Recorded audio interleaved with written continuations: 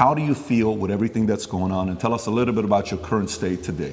Yeah, there's a very strange sense of terror that comes from knowing exactly what's going to happen to you. There's a strange sense of calm that comes from it also, but in the middle of the night when you can't sleep, sometimes you feel happy knowing what they're trying to do to you, and sometimes you feel terrified knowing what they're trying to do to you. I think I'm very happy.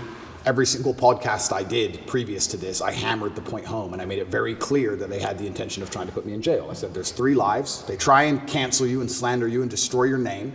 They don't just want you to disappear from the internet. They want you to disappear from the internet in a cloud of shame.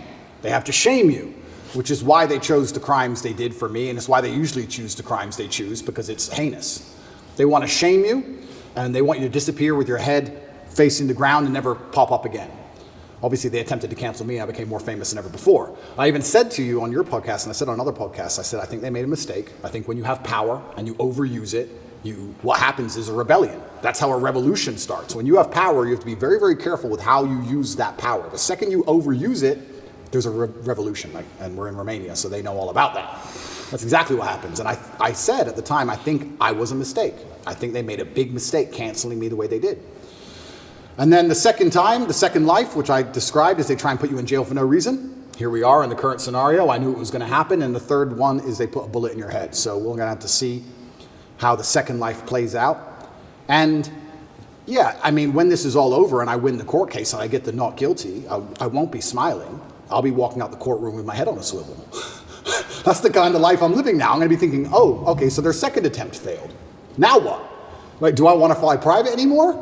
Do I want to go that place anymore? You start to think about these things. Like, do I want to do these things? A lot of billionaires dying in plane crashes. It's strange. So it's scary, regardless of how it plays out. And I guess you just have to go with the punches and see where it lands. And God has a plan for me and for all of us, and we're just going to see how it ends up. Full disclosure, you don't have any suicidal thoughts. I want to make it very clear, and I make it clear on absolutely every single podcast, I would never kill myself. I don't care what they say. I don't care what video they show you.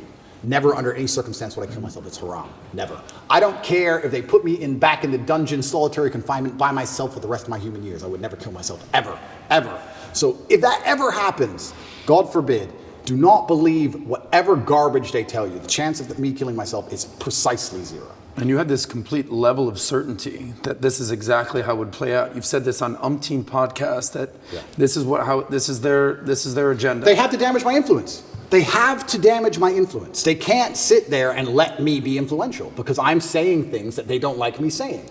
And there are people sitting around going, he's saying things counter to our message and counter to our narrative. Get rid of him. And they have a pretty standardized playbook. And this is probably one of the first times in history where their playbook just isn't working.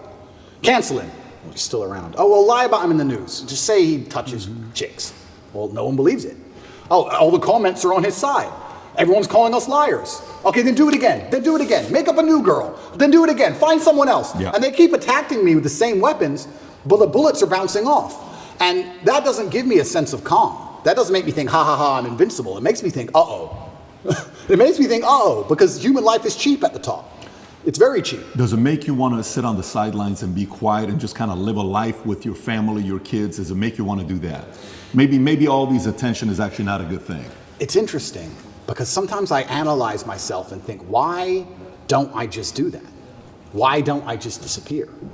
You know, I don't need money. I don't need fame. Why don't I just disappear? And then you have to, I was saying this to my brother, and he was like, well, Genghis Khan didn't need Vienna. Some people are just wired that way. Like, Vienna's a long way from Kathmandu. Sometimes that's just the way it is, or Ulaanbaatar, I apologize, the capital of Mongolia. That's just the way some people are. If I see injustice, and if I see things which I believe to be false, I feel like I am obligated to say the truth. I can't explain why, even if at my own detriment. What am I doing this for? Like, it's to the detriment of my life. And I've had these conversations at length with the people close to me, and we're all saying the same thing. It's always been the same way. Humanity's always been the same way. There's been a select, small, few good men up against evil, and evil always outnumbers you. Evil always has more money than you. They always have more power and more influence than you. If you play any video game, when you get to the end boss, he always has more life than you. He always has more hit points, but you're the good guy. And it's kind of like, it's never been any different. At any point in human history, there's been the good guys up against the forces of evil, whatever they were of the time. And you've always been outnumbered and you've always been supposed to lose. So you consider yourself the good guy in this situation? I think that truth is instilled by God in all of us, and I think if you tell the truth, you're a good person. So who do you think is the bad guy? You know, everyone uses they, them, they're after me. Who's they? Who's the bad guy? Well, instead of saying who, what I will start by saying is what they do. And what they do is they control information. And we now live in an information society, and by controlling information, they control how people think and act and react to things. That's all they have to do. They have to control information, and they have to be very selective with what they allow you to talk about and what they allow you to discuss and what they don't. And once they can do that, they can keep you bickering about garbage, and they can control the sensitive information, and then they run the world. So having all the information controlled and having this hard barrier on what can be discussed, that's how they can purport absolute fallacies. I think now it's been a couple years, we can probably talk about it. They psyoped the world into believing they should be afraid of the common cold. They psyoped the world into this. And if you think about how difficult that would be to do, how difficult would it be to psyop the entire population of Earth? Well, what you do is you just lie on repeat, and you don't allow anyone to say anything counter to it without hurting them the same way I've been hurt. And you just psyop them. It's actually amazing because now I use that exact same psyop on people. I love it. I love it. So when I sit with someone who's not matrix-minded, when I sit with someone who is matrix-minded, like when the BBC walked in here, I'm like, do you all have your vaccinations? Social distancing. Did you actually? 100%. Social distancing, please. And they look at me like I'm crazy. Well, how am I crazy? 2 years ago, you were telling me to do this. Now when I repeat your own worldview to you, I'm crazy. Well, if I'm crazy, guess what? You're a fucking liar because you lied the whole time. So either you're a liar or I'm not. You know, how can I be nuts? Put your fucking mask on.